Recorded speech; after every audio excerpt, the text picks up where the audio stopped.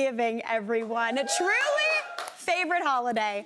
Well, you know what they say, waste not, want not. Today, we're tackling what to do with all sorts of leftovers. From DIY materials from a makeover project, to your summer plants that you want to save, to clothes that you might not be wearing. But first up, we're starting with what to do with those Thanksgiving leftovers. I'm not gonna lie, everyone loves a turkey sandwich for the first a day or two, but then eventually you're like, ugh, another turkey sandwich?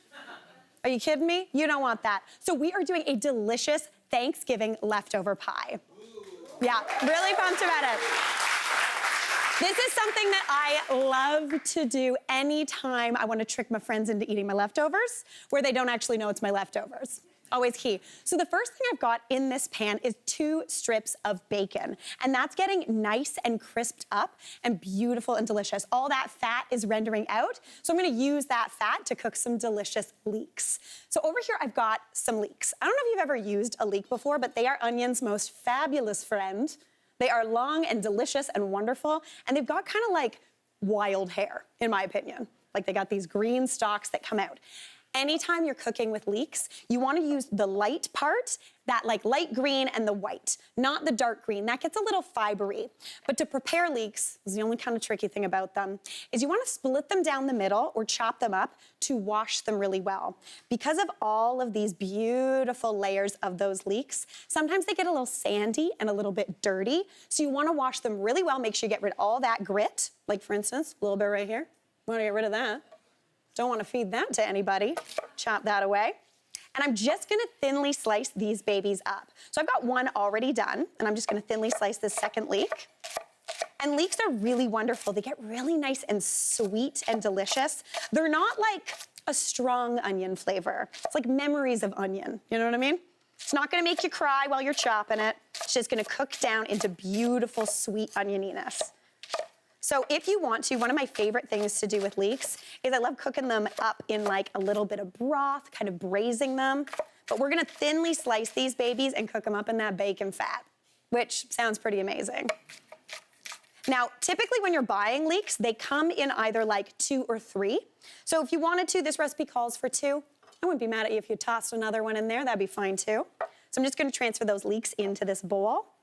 And then in addition to those leeks, I'm gonna use up some of those Thanksgiving-y herbs. I've got some sage here, but if you wanted, you could totally use thyme, you could use rosemary. You want about a tablespoon. I personally can't say no to sage because it's so soft. It's really nice to touch, and it smells delicious. So I'm just gonna chop up about a tablespoon of that. And anytime you're using an herb that goes really well with chicken or turkey or something like that, I like to actually chop it up pretty fine because they're a little woody. They have a little bit of texture to them. So by chopping them up nice and fine, they're gonna cook down, all the flavor is gonna come out, but they're not gonna stay and stuck in your teeth. You know what I mean? You know when you get a little too much rosemary, if that's a thing? I don't want that with the sage. Chop it up nice and fine. Perfect. I'm gonna add those onto those leeks. And all of this is going into that pan with all of that bacon. So just toss, oh, that's a good sound. Toss that on in. Season that right away with a little bit of salt and pepper. That salt is gonna kind of draw out some of the moisture from those leeks and help them cook down.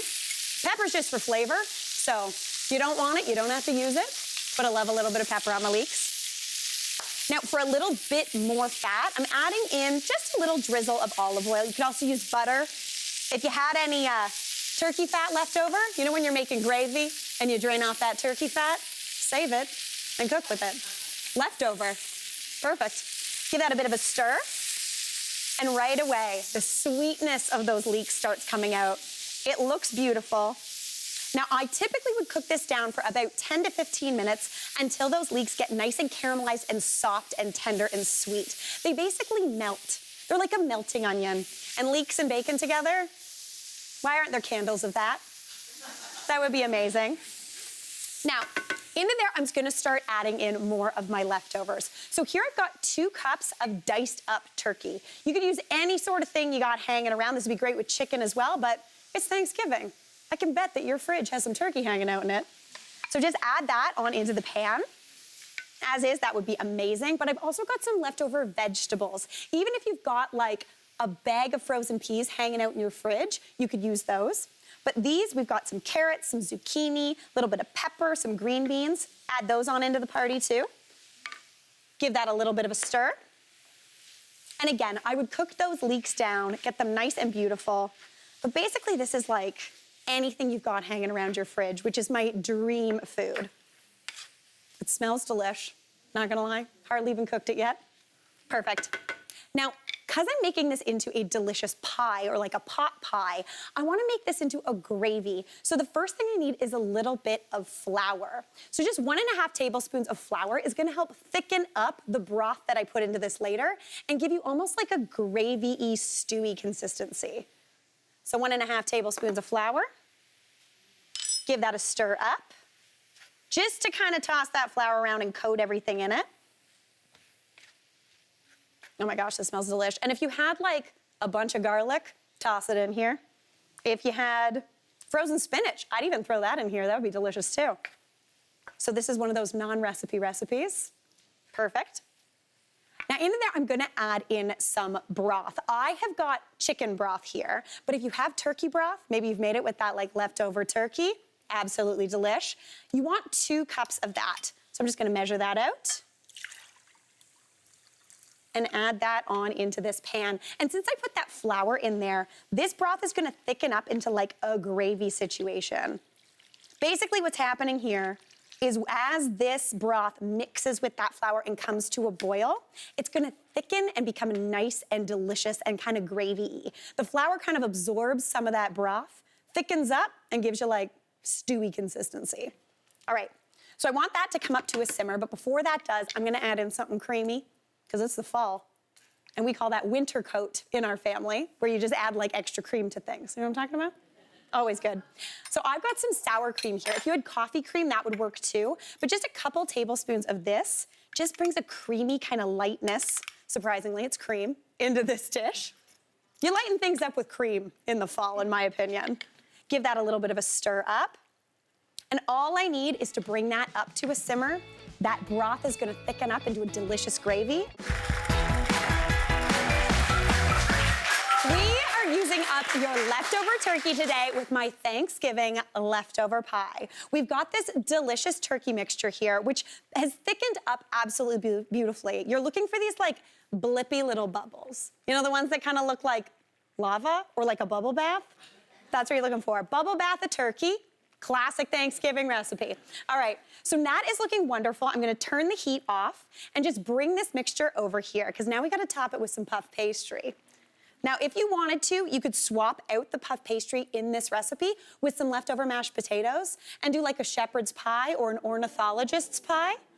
That's a person who works with birds. Very exciting. But if I am making a pot pie, I love a crispy, delicious crust. So I'm using puff pastry, but I'm not gonna ask you to make puff pastry because I'm not gonna ask you to do anything that I don't wanna do, and I don't wanna make puff pastry. Takes too long. The freezer got this for me. Just go to the grocery store in the freezer section. You get it usually comes in a couple of rolls, and it is perfect. Just thaw it according to the package directions, and you're good to go. The only trick with puff pastry is you wanna work quick because you wanna keep it cold. So I'm gonna drape this little baby over this delicious stew. Don't even need to roll it out.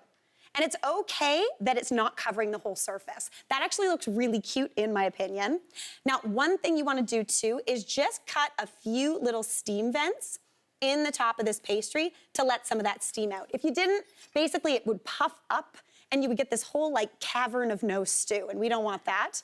We want everything stewy and delish. So now I'm just gonna make a really quick egg wash. So I've got an egg here. I'm just gonna beat that up. A little bit of water's in there too. Beat that up until it's nice and kind of smooth. And this is not 100% necessary, but it does give the pastry a beautiful shine and golden brown. So just give that quick brush. Also adds to the protein, if you're thinking of protein. No one thinks about egg wash, it's an egg full of protein, always good. Awesome, get that all over that top. As you can see, it's starting to melt, so we gotta work quick. And this is something that I love to do anytime I'm working with puff pastry. I put a little pinch of salt on the top of it, because that seasons that pastry and gives you like a little bit of a crisp. Now, this baby needs to go into my 375-degree oven for 30 to 35 minutes, or until it's nice and golden brown. Happy I have this handy thing here because that's a heavy guy. Basically, all we want to do here is cook that puff pastry. That stew is done. You cooked it all on Thanksgiving. It's looking great. But with that pastry, you are getting this little number. Which, come on. I mean, look at that beaut. Absolutely beautiful, totally out of control. Now, to serve any sort of pot pie, my secret hack is get that top kind of broken into. Then we kind of remove this pastry, set it aside, then you stew it up, because that means that pastry's staying on the top. Now, this baby is filled with turkey. There's that beautiful gravy we made. There's bacon. But if you know me, I don't eat most of these things, so I wanted to invite my friend Justin to give this an old taste-a-roo. So everybody, let's hear it for Justin. Hi, Mary. Hi, man. How are you? Yeah, this looks delicious. I know, I'm giving you like ample pastry, but like not a lot of filling, but that's okay. I'm a pastry guy. I'm a pastry guy too. Yeah. It's always good. Absolutely. Now, if you want a little cranberry sauce on there? Yes, please. Okay, cool. Thank Leftover you. cranberry sauce too. Thank you. You can also put some of this in a cocktail if you want. Okay. Shake it up, that'd be good to go. Now, spoon it up. Thank you. Justin, eating on, it's gonna be hot. It's gonna be real hot. You ready? I'm ready. Okay. Yeah, get some turkey in there. Yeah, them turkey. It's really hot. Mmm. Good? Oh my God. Oh my God. Pretty tasty? It's fantastic. Oh my gosh, I'm so glad. I think I've lit his mouth on fire though. Hey, Mary here. What did you think? Drop your comments below and don't forget to like and subscribe for more of the good stuff.